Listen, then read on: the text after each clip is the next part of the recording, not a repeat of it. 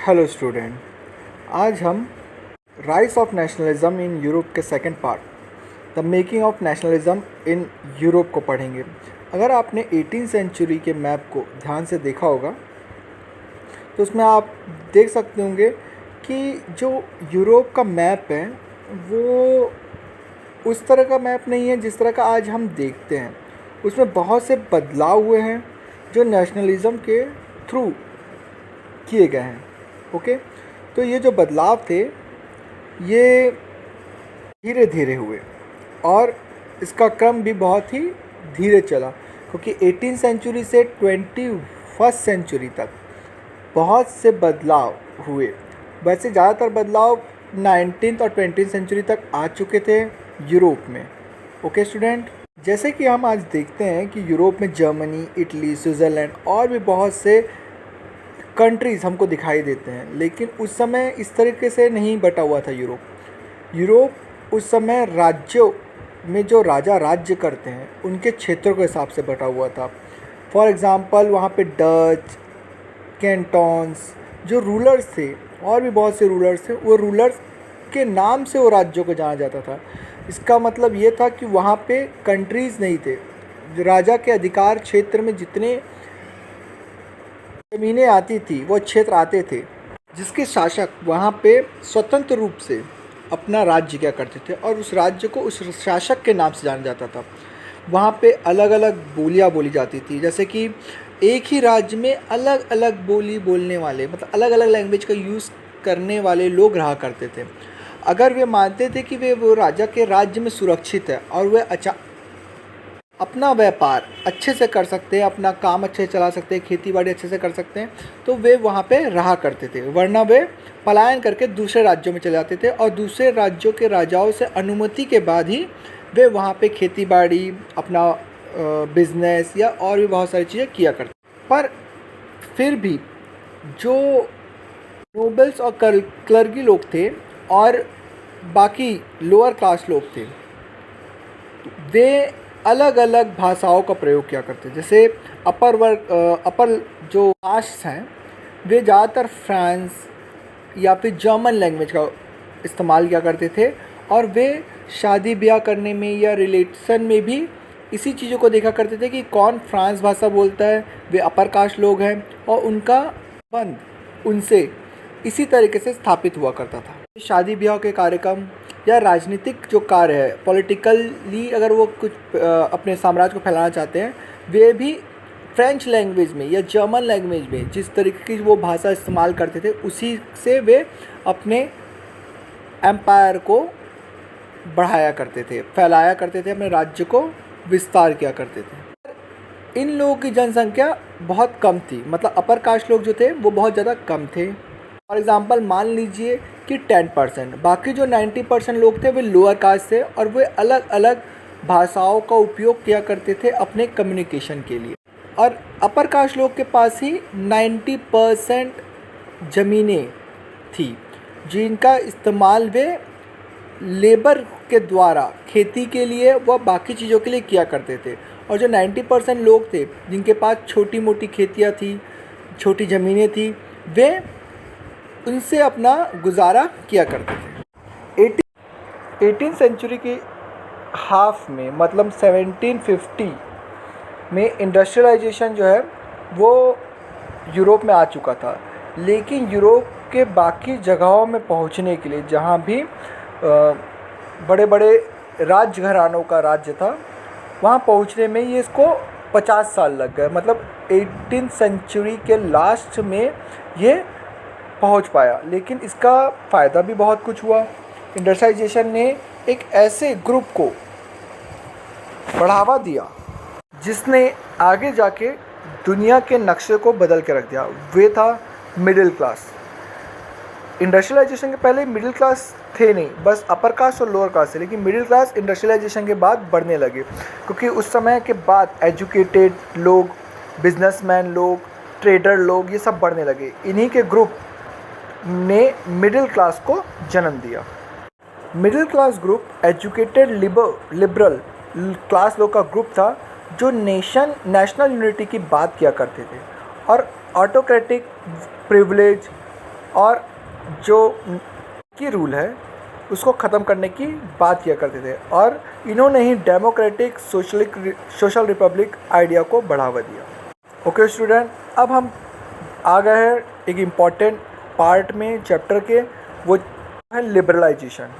हम पहले जान लेते हैं कि लिबरलाइजेशन होता क्या है। लिबरलाइजेशन लिबर वर्ड से बना हुआ है, जो एक लैटिन वर्ड है जिसका मतलब होता है फ्री, मतलब आज़ाद।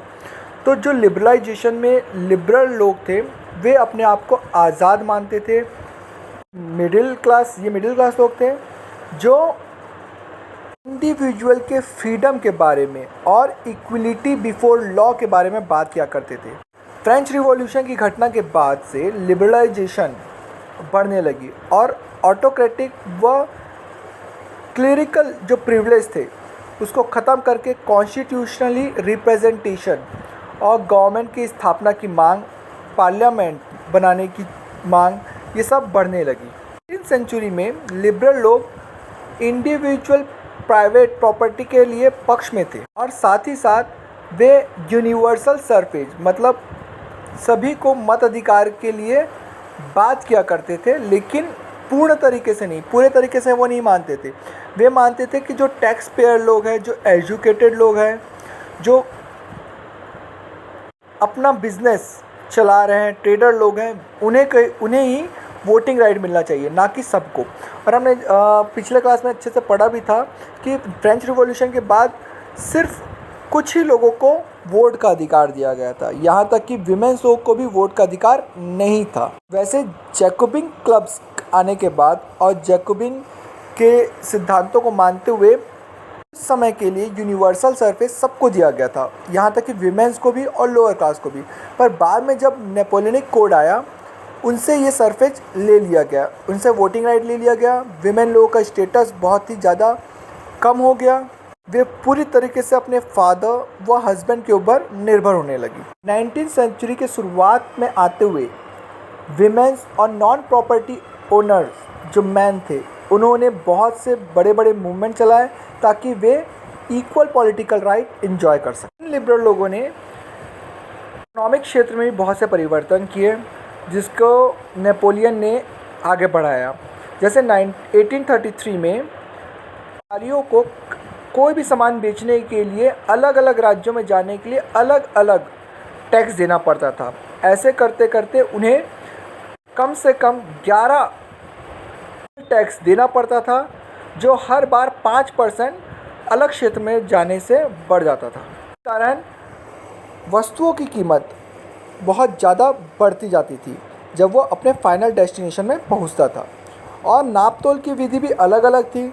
जैसे हम एग्जांपल ले लें कपड़े के पैमाने का, तो इसे एले से नापा जाता था और ये कहीं कहीं घटती बढ़ती रहती थी। कहीं पे ये 54.7 सेंटीमीटर मिलता था तो कहीं 55.1 सेंटीमीटर और कहीं 65.6 सेंटीमीटर। और इसी तरीके से ये नाप की विधि को एक किया गया। ये भी एक लिबरल सोच थी जिसे नेपोलियन ने बढ़ावा दिया और इसे एक जैसा किया। इसको सारे टैक्सों को हटा करके उन्होंने 1834 में सिर्फ एक टैक्स लेके आया। जिस तरीके से आज हम जीएसटी देते हैं, मतलब पूरे इंडिया में सिर्फ एक ही हम लोग को टैक्स देना पड़ता है, उसी तरीके की स्थापना 1834 में ही यूरोप में कर दी गई थी ताकि ज़्यादा टैक्स किसी भी वस्तु पे ना लगे और बाकी लोगों को ये वस्तु कम कीमत पे या रीजनेबल प्राइस में हमको मिल सके। 34 में कस्टम यूनियन ने, जिसमें पर्शिया और जर्मन के बहुत से स्टेट शामिल थे, उन्होंने टैरिफ बैरियर को कम करा, एक यूनिफॉर्म करेंसी लाई और अपने रेलवे नेटवर्क को स्ट्रॉन्ग किया, जिसके कारण वहाँ का इकोनॉमिक स्टेटस बदलने लगा। इकोनॉमिक इंटरेस्ट उन लोगों ने कॉमन किया ताकि नेशनल यूनिफिकेशन हो सके। और इस तरीके से ये जो नेशनलिज़म था वो इकोनॉमिकली जितने स्टेट थे उस समय उनको बहुत मजबूती प्रदान कर रहा था। और ये जो नेशनलिस्ट सेंटीमेंट था धीरे धीरे इकोनॉमिक तौर पे ही लोगों के अंदर बढ़ रहा था। ओके स्टूडेंट, अब हम थोड़ा पीछे आते हैं। जब 1815 में नेपोलियन को हरा दिया गया, तो यूरोपियन गवर्नमेंट जो कि अब एक कंजर्वेटिव सोच की हो गई थी, एक कंजर्वेटिज़म आ गया था, जो चाहते थे कि ट्रेडिशनल इंस्टीट्यूट यानी मोनार्की रूल चालू रहे, जिस तरह चर्च टैक्स वसूल कर रहा था, और जो नेपोटिज्म है वो भी फलता फूलता रहे, और वंश के अनुसार ही प्रॉपर्टी लोगों को मिलती रहे, ना कि अधिकार के तौर पे। इस कंजर्वेटिव सोच ने जो फैमिली प्रिविलेज था उसको प्रिजर्व किया और कहा कि ऊंचे घराने की बड़ी फैमिलियां ही सत्ता पे रहने योग्य है और इन्हें ही सत्ता मिलनी चाहिए। पर ये कंजर्वेटिव सोच प्री रिवॉल्यूशन के पीरियड, मतलब नेपोलियन के आने से पहले और फ्रेंच रिवॉल्यूशन के आने के पहले जिस तरह की स्थिति थी यूरोप की, वैसी स्थिति में दोबारा नहीं आना चाहते थे, क्योंकि उन्होंने नेपोलियन के जो मॉडर्न आइडिया था उसको इन्होंने भी सहमति प्रदान करी थी। ओके, उन लोग ये जान चुके थे कि मॉडर्न तरीके से ही जो मोनार्की रूल है उसे मजबूती मिल सकती है, एक डायनामिक इकोनॉमिक आ सकती है, एक ब्यूरोक्रेसी स्थापित हो सकती है, और फूडल सिस्टम जो था वो भी मजबूत हो सकता है। और इसका सिर्फ एक ही तरीका है कि हम मॉडर्न तरीके को अपनाएं और मॉडर्नाइजेशन लेकर आए। 1815 में यूरोप के जो पावर थे, ब्रिटेन, रशिया, पर्शिया और ऑस्ट्रेलिया ने मिल करके नेपोलियन को हराया, और उन्होंने वियना में एक ट्रीटी की, जिसे ट्रीटी ऑफ वियना के नाम से जाना जाता है। यहाँ पे उन्होंने अपने एक सम्मेलन, कांग्रेस या सम्मेलन किया, जिसमें ऑस्ट्रेलिया के चांसलर ड्यूक मैटरनिक भी आए थे। इन सब लोग ने मिल के ट्रीटी ऑफ वियना 1815 में साइन किया और इसे पूरे यूरोप में लागू किया। इसमें नेपोलियन के हारे गए जितने भी डायनेस्टी थे उनको इन लोगों ने आपस में बांट लिया, और फ्रेंच रिवॉल्यूशन में जो भी सत्ता उनके हाथ से चली गई थी, मोनार्की रूल के हाथ से सत्ता जो चली गई थी, वो वापस मोनार्की या बड़े बड़े एम्पायर को दे दिया गया।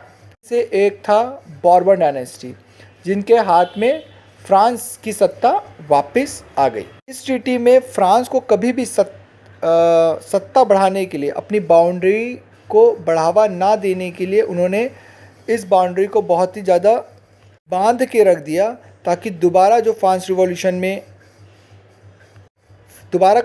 रिवॉल्यूशन ना हो सके और कभी भी मोनार्की रूल ना जा सके। इन लोगों ने अपने अपने हिसाब से बंटवारा कर लिया, जैसे कि फॉर एग्ज़ाम्पल नीदरलैंड और बेल्जियम, जिसमें जेनेवा भी मिला हुआ था, वो पेडमेंट में जुड़ गया और पर्शिया की टेरिटरी को बढ़ा दिया गया। ऑस्ट्रेलिया को जो है वो नॉर्दर्न इटली का कंट्रोल दे दिया गया। ऐसे बहुत सी चीज़ें थी जो इन ट्रीटी में की गई। इसमें से एक ये भी था कि जर्मन में जो 39 स्टेट्स को जोड़ करके जर्मन स्टेट बना था, उसको उन्होंने नहीं छेड़ा, उन्होंने वैसे ही रखा जैसे नेपोलियन ने उसे स्थापित किया था। इन्होंने नेपोलियन के रूल में भी ज़्यादा बदलाव नहीं किए। इन्होंने नेपोलियन के रूल के साथ ही, नेपोलियन कोड के साथ ही न्यू कंजर्वेटिव ऑर्डर यूरोप में स्थापित की। जो 1815 में न्यू कंजर्वेटिव रेजिमा बनी थी, वे कभी भी क्रिटिसिज्म या फिर असहमति बर्दाश्त नहीं कर सकती थी। ये ऐसी बहुत सी गतिविधियों को रोकना चाहती थी जो इस ऑटोक्रेसी या मोनार्की रूल की सरकार के खिलाफ होता था।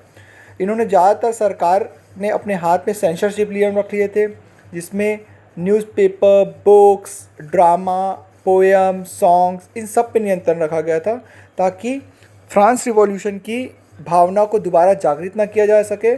और ऐसी किसी चीज़ में अगर उनको लगता था कि फ्रांस रिवॉल्यूशन की बातें कही गई है, ऐसा कोई सॉन्ग या पोएम जिसमें फ्रांस रिवॉल्यूशन के बारे में बताया गया है, उनको ये तुरंत बंद कर देते या उनके खिलाफ सख्त कानून ला के उन्हें सज़ा दी जाती। भी इस तरह के गाने या पोएम या कोई नाटक प्रस्तुत किया। फिर भी फ्रांस में जो रिवॉल्यूशन हुआ है उसकी मेमोरी आज भी लिबरल के दिमाग में घूम रही थी। मतलब उस समय भी 1815 में लिबरल्स लोग फ्रांस में हुई घटना को नहीं भूले थे, और वे चाहते थे कि किसी भी तरीके से इस कंजर्वेटिव व्यवस्था को तोड़ करके वापस लिबरलाइजेशन स्थापित कर सके और नेशनलिज्म को वापस यूरोप में लागू किया जा सके। और इसके लिए उनको ज़रूरी था कि उन्हें प्रेस की आज़ादी मिल। 1815 के समय ही बहुत ज़्यादा डर का माहौल था लिबरल लोगों के बीच में, लिबरल और नेशनलिस्ट के बीच में।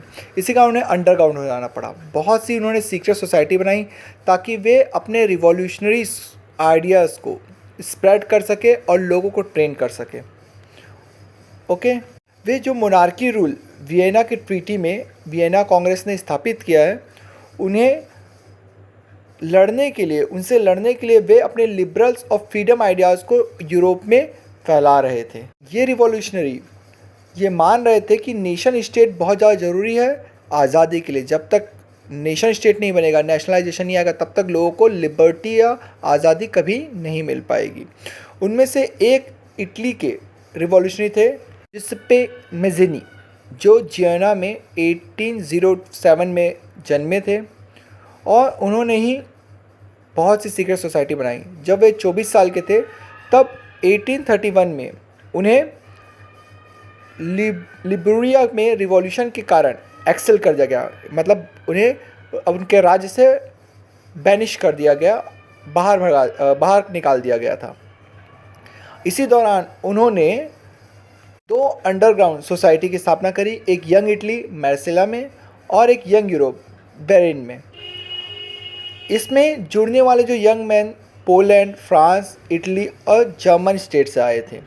मेज़िनी बिलीव करते थे कि नेशन स्टेट नेशनलिज्म प्राकृतिक तौर पर भगवान के द्वारा बनाया गया कानून है, जिसके द्वारा ही मैनकाइंड या इंसानियत बन सकती है, बढ़ सकती है और यूनाइट हो सकती है। ओके स्टूडेंट, देन उन्होंने बताया कि इटली जो है वो छोटे छोटे राज्यों में बढ़ के नहीं रह सकती। वे एक बड़े गणतंत्र रिपब्लिक नेशन की बात क्या करते, जो एकाधिकार के तौर पे स्थापित हो, जहाँ पे डेमोक्रेसी आ सके। और इस मॉडल को देख करके ही उन्होंने जर्मन, फ्रांस, स्विट्ज़रलैंड, पोलैंड में बहुत से सीक्रेट सोसाइटी बनाए और लोगों के अंदर वापस नेशनलिज्म और फ्रेंच रिवॉल्यूशन की यादों को फैलाने लगे।